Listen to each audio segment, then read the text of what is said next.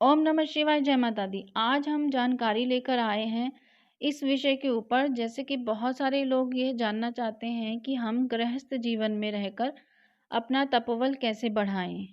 जीवन में आखिर हमें मुख्य रूप से करना क्या चाहिए। बहुत सारे लोगों के प्रवचन सुनते हैं वह, और कहीं जगह जाकर कथाएं भी सुनते हैं, अलग अलग जगह जाते हैं, अलग अलग चीज़ें होती हैं।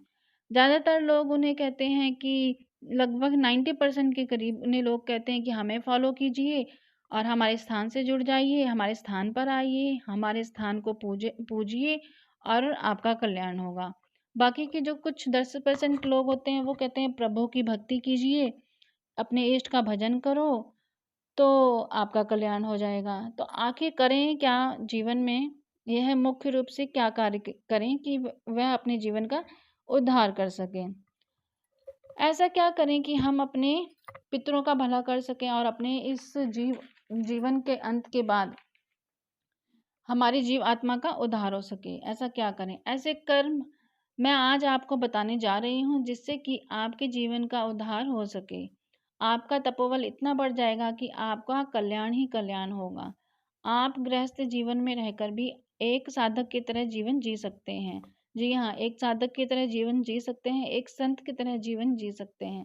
इसके लिए आपको संन्यास लेने की बिल्कुल भी आवश्यकता नहीं है, और आप अपने घर में सभी तरीके के कर्तव्यों को निभाते हुए ऐसा जीवन जी सकते हैं। सबसे पहले तो इसमें आता है व्रत। जी हाँ, सबसे पहला जो कर्तव्य बनता है आपका, वह है एक व्रत। आपने एक व्रत अपने जीवन में धारण करना है। अपने जीवन के लिए आप जो जो भी आप करना चाहें व्रत, उन मुख्य जो होते हैं वे दो प्रमुख होते हैं। एक है एकादशी और दूसरा है प्रदोष व्रत। एकादशी का व्रत जो होता है वह ज़्यादातर लोग करते हैं। प्रदोष व्रत भी काफ़ी संख्या में लोग करते हैं, लेकिन ज़्यादातर एकादशी का व्रत मैंने करते हुए देखा है। जीवन भर के लिए ऐसा क्या करें हम? तो आपको पहले करना है एक व्रत, जीवन भर के लिए धारण करना है आपने। जो पाप कर्म है आपके पिछले जन्म के, वह सभी व्रत धारण करने से, करने से वह सभी आपसे जो जुड़े हैं बुरे कर्म, बुरे पाप, बुरी चीज़ें, वह सभी आपकी कट जाते हैं। और आगे का जो रास्ता है आपका, मोक्ष के रास्ते बिल्कुल साफ हो जाते हैं। आगे भी परमात्मा से मिलने का आपका मार्ग बिल्कुल खुल जाता है। यह एकादशी का व्रत है, कोई भी कर सकता है। अगर आप विष्णु जी को मानते हैं, कृष्ण जी को मानते हैं, राधा जी को मानते हैं और लक्ष्मी जी को मानते हैं, आप कर सकते हैं ये एकादशी का व्रत। अगर आप माता दुर्गा जी या शिव जी को मानते हैं ज़्यादा, तो आप प्रदोष व्रत भी कर सकते हैं। एकादशी का जो व्रत होता है, आपने आपके सभी पाप नष्ट कर देता है। एकादशी व्रत से आपके सभी पाप बिल्कुल कट जाते हैं और समाप्त हो जाते हैं। आपकी जीव आत्मा पवित्र हो जाती है। एकादशी व्रत इतना ज़्यादा महत्वपूर्ण होता है और महत्व रखता है। आपके जीवन में कई बार ऐसी गलतियां हो ही जाती हैं जिससे पाप के आप भागीदार बन जाते हैं। तो कोशिश करें कि आप वह गलतियां बिल्कुल भी ना करें। अपने मनुष्य जीवन एक परीक्षा की तरह होता है। जो आप कितना अ, इस परीक्षा में पास होते हैं, वह सब आपके कर्म निर्धारित करते हैं। इसलिए आपने जो भी कर्म करने हैं, बड़े सावधानी से चलते हुए करने हैं। ये जीवन वैसे ही मिलता है, ये एक परीक्षा ही है। पूरा जीवन समझ लीजिए परीक्षा है, और इसकी रिपोर्ट कार्ड जो है, इसका रिजल्ट है, आपको अंत में प्राप्त होता है। अगर आप ईमानदारी से धर्म अनुसार यह जीवन जीते हैं, तो इसे मोक्ष में कोई भी बाधा नहीं आती। मोक्ष के रास्ते बिल्कुल साफ हो जाते हैं।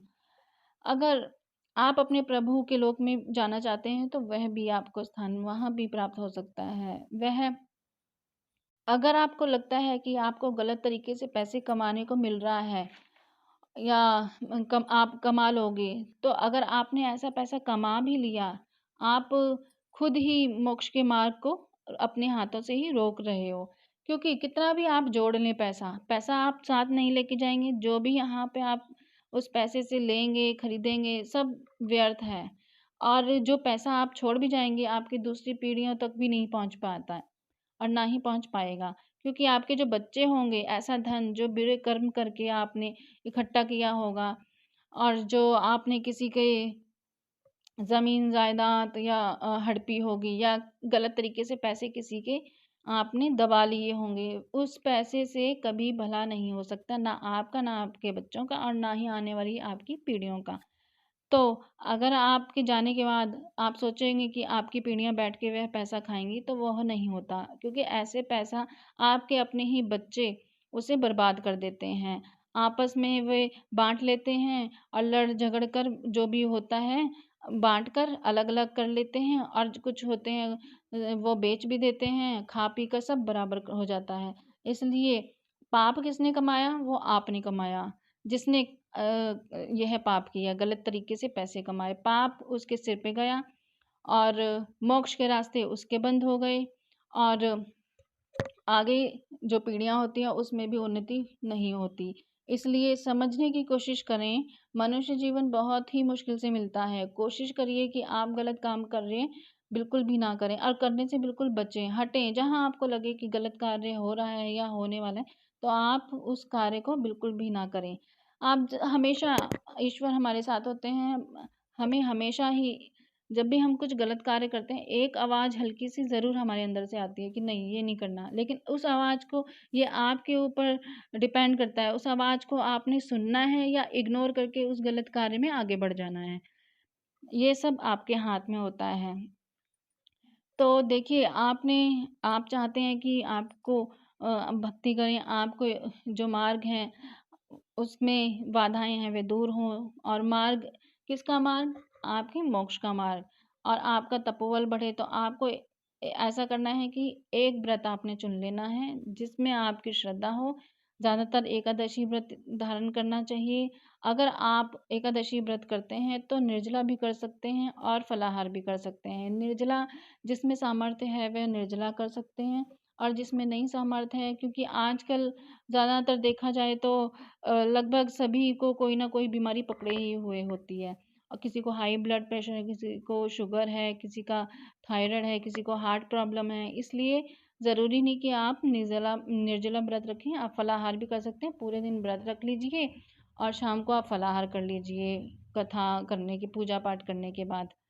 और जितना हो सके आपको भजन कीर्तन में जाने का मौका मिलता है अगर, तो आपको ज़रूर जाना चाहिए। इसका भी बहुत ज़्यादा लाभ मिलता है, आपके तपोबल को बढ़ाने में ये बहुत ज़्यादा सहायक होता है। अगर आप अपने जीवन में बहुत परेशान हैं, गलत परिवार में आ गए हैं, या तो गलत लोगों में फँस गए हैं, आपके आस-पास के जो लोग हैं, आप उन गलत लोगों से घिरे हुए हैं, तो फिर आपके पास सिर्फ़ और सिर्फ़ एक ही रास्ता है, वो है प्रभु का। अपने इष्ट का, जिसको आप अपना इष्ट मानते हैं, आप उनकी पूजा पाठ, उनकी भक्ति में लग जाइए। देखिए, इस जन्म में जो जैसा मिला है आपको, उसको तो आप बिल्कुल बदल नहीं सकते हैं, लेकिन आने वाला टाइम आप अपनी भक्ति से ज़रूर बदल सकते हैं, और लेकिन आप आने वाले टाइम को भी थोड़ा बदल सकते हैं, और आपकी जो आत्मा है, उसकी जब ये शरीर छूट जाता है, उसके बाद जो आत्मा है, उसको सद्गति प्राप्त हो। उसके लिए आपको जीवित रहते ही कर्म करने होते हैं।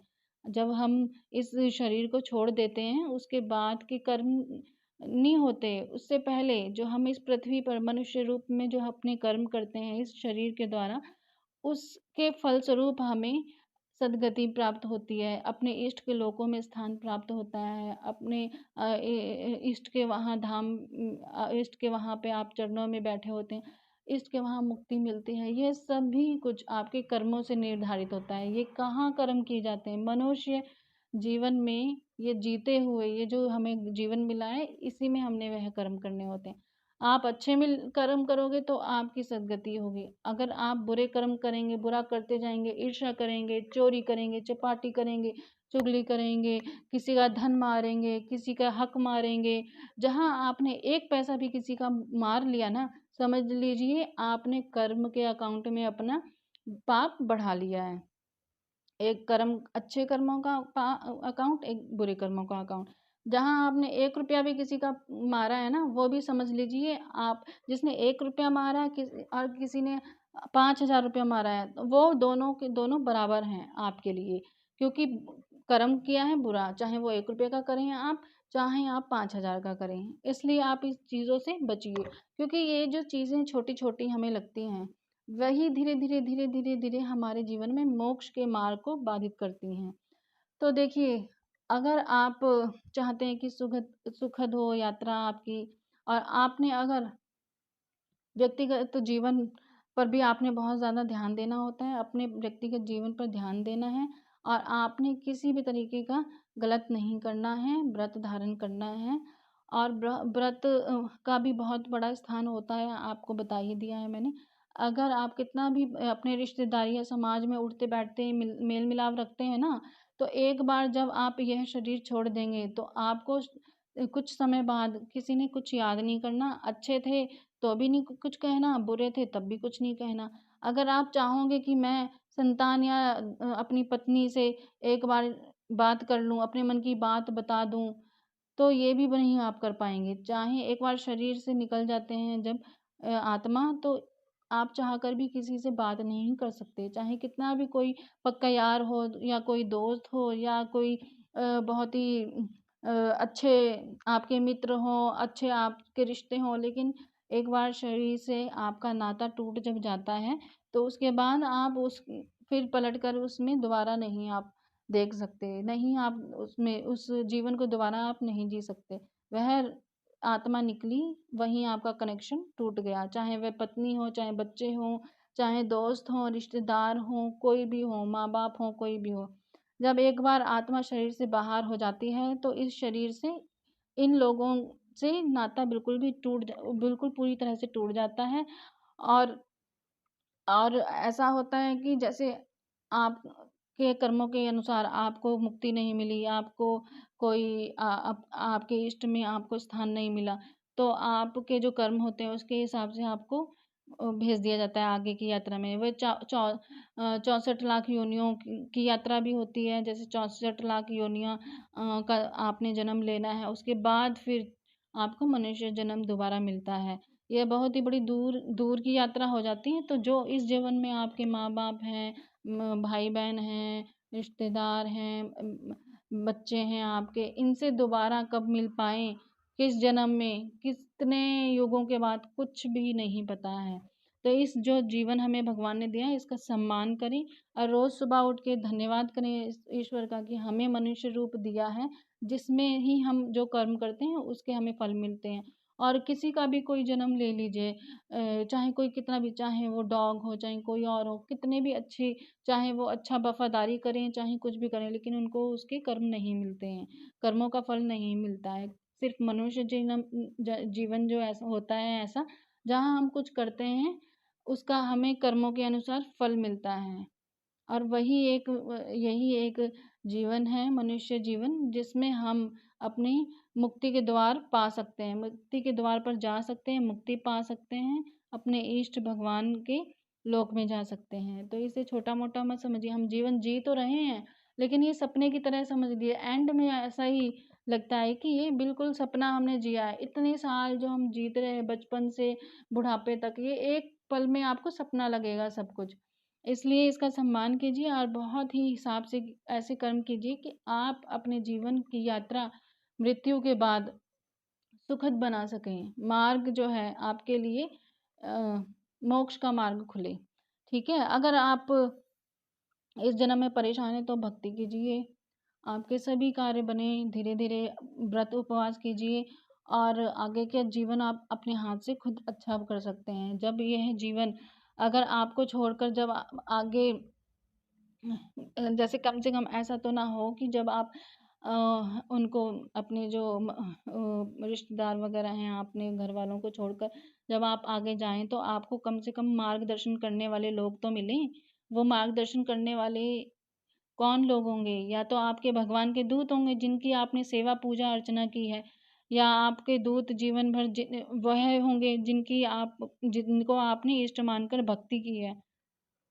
उनके दूत होंगे, जिनको आपने इष्ट समझा, उनके दूत आपको लेकर जाएँ, और आपको अच्छे मार्ग से लेकर जाएँ, ठीक है? और आगे की यात्रा हो, कम से कम अच्छी हो। आप यह समझकर अपने दिमाग में रख के बात अपने जीवन जिए, और किसी का भी जानबूझकर बुरा नहीं करना है, बुराई से बचना है। और आप अध्यात्म को मानते हों या ना मानते हों, आपने अध्यात्म के रास्ते पर चलो या ना चलो, शरीर छोड़ने के बाद आप पलटकर कोई जवाब नहीं दे सकोगे। तो इसलिए अच्छा है एकादशी व्रत करते रहिए, एकादशी और प्रदोष। एकादशी ज़्यादातर लोग करते हैं, तो एकादशी व्रत करते हुए चलें, जिससे कि शरीर छूटने के बाद भी आपको पछतावा ना हो। मोक्ष सबसे आगे है, बाकी की बातें सब पीछे हैं कि हमें दिव्य दृष्टि मिल जाए या हमें ये मिल जाए, वो मिल जाए, सिद्धि मिल जाए, ये बातें पीछे की हैं। मोक्ष की लालसा करते हुए, मोक्ष को पाने की इच्छा से अगर आप चल रहे हो, तो बहुत ज़्यादा कर्मकांड करने की या विधि विधान करने की आपको कोई आवश्यकता नहीं है। आप सिर्फ सबसे पहले तो एक व्रत धारण कीजिए अपने जीवन में, जो आप जीवन भर करेंगे। आप इसका उद्यापन कर सकते हैं 3 साल में। संकल्प ले लीजिए आपने कैसे करना है। आप जिनका भी व्रत करें, प्रदोष व्रत या एकादशी व्रत, तो आप संकल्प कर लीजिए कि आप जीवन भर ये व्रत करेंगे और हर 3 साल या 5 साल या 11 साल पर उद्यापन करेंगे। आप अपने अनुसार चुन लीजिए और संकल्प जब लेंगे तो आप ये भी बोल दीजिएगा।